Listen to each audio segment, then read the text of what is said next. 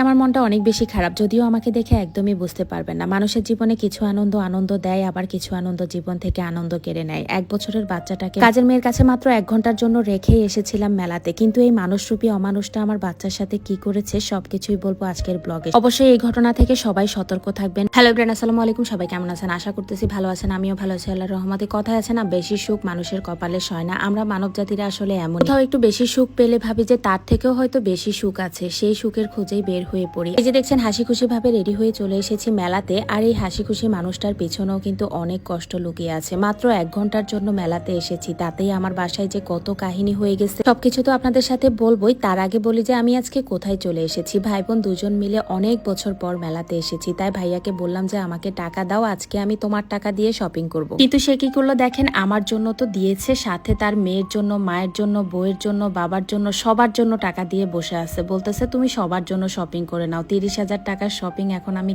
কি করব নিজেও বুঝতেছি না, আমার তো পুরো মাথা নষ্ট। ভাবলাম প্রথমেই আমার জন্য জুতা কিনি। জুতাগুলো এত সুন্দর, মানে এই স্টলের প্রতিটা জুতাই হচ্ছে মাত্র 1000 টাকা। যেটাই দেখতেছি সবগুলোই হচ্ছে 1000 টাকা। আর আমার তো এত পছন্দ হয়ে যাচ্ছে। আমার মতো জুতা কে কে পছন্দ করেন অবশ্যই কিন্তু কমেন্ট করে জানাবেন। আমি তো জুতা দেখলে পুরো মাথা নষ্ট হয়ে যায়। মানে আমার সাজগোজের জিনিসের মধ্যে আমার জুতাটাই বেশি পছন্দের। আর এই মেলাতে এসে এত জিনিস, কোনটা কিনে কোনটা কিনবো একদমই বুঝতেছিলাম না। আরেকটা স্টলে চলে আসলাম জুতা কেনার জন্য। আচ্ছা, আগে বলি যে এই মেলাটা কোথায় চলছে। এই মেলাটা হচ্ছে চীন মন্ত্রী সম্মেলনের ভিতরেই বাণিজ্য মেলা। আর আপনাদের আসার সুবিধার্থে আমি পুরো ডিটেলসটা ভালো করে বলে দিচ্ছি। এটা হচ্ছে আগারগাঁ চীন মন্ত্রী সম্মেলন, বাংলাদেশ চীন মন্ত্রী সম্মেলনের ভিতরেই কিন্তু এই বাণিজ্য মেলাটা উদ্বোধন হয়েছে। 8 মে থেকে 23 মে পর্যন্ত এই মেলাটা চলতে থাকবে। যারা আসতে চাচ্ছেন একবারও কিন্তু মিস করবেন না। এখানকার আনকমন স্টল গুলোতে আছে বিভিন্ন ধরনের কালেকশন। এই যে দেখছেন ডাইনিং টেবিলের ম্যাট গুলো, এগুলো কিন্তু সম্পূর্ণ পুঁতি দিয়ে বানানো। আর এগুলোর প্রাইস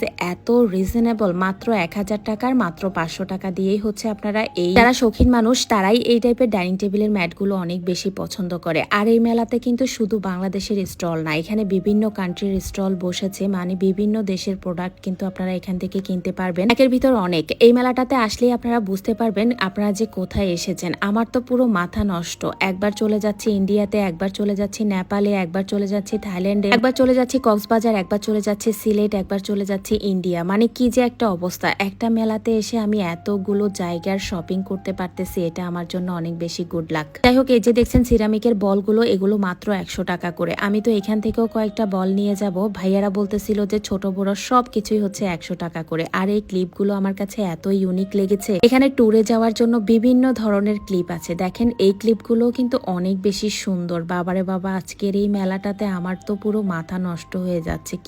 কি নিবো আমি কিছুই বুঝতেছি না। যদিও আমি আগে পুরো মেলাটা আপনাদেরকে জাস্ট ঘুরে দেখাচ্ছি, তারপরে আমি হচ্ছে শপিং করব, যাতে আমার মতো আপনাদেরও মাথা নষ্ট হয়ে যায়। যত বিকাল হচ্ছে তত মানুষের ভিড় জমছে। মানে এখানে পুরো মেলাটা জুড়েই হচ্ছে মানুষ আর মানুষ দিয়ে ভরে যাচ্ছে। মেলা হলে তো আমরা কম বেশি সবাই জানি আমাদের শপিং করতে যেতেই হবে, কারণ মেলাতে অনেক ডিসকাউন্ট পাওয়া যায়। আর সেটা যদি হয় বাণিজ্য মেলা, তাহলে তো আর কোনো কথাই নেই। তাই দেরি না করে অবশ্যই কিন্তু মেলাতে চলে আসবেন। আমি তো মেলাতে শপিং করতেছি, কিন্তু আমার বাসায় কি হচ্ছে সেটা অবশ্যই আপনাদেরকে সবার শেষে বলবো।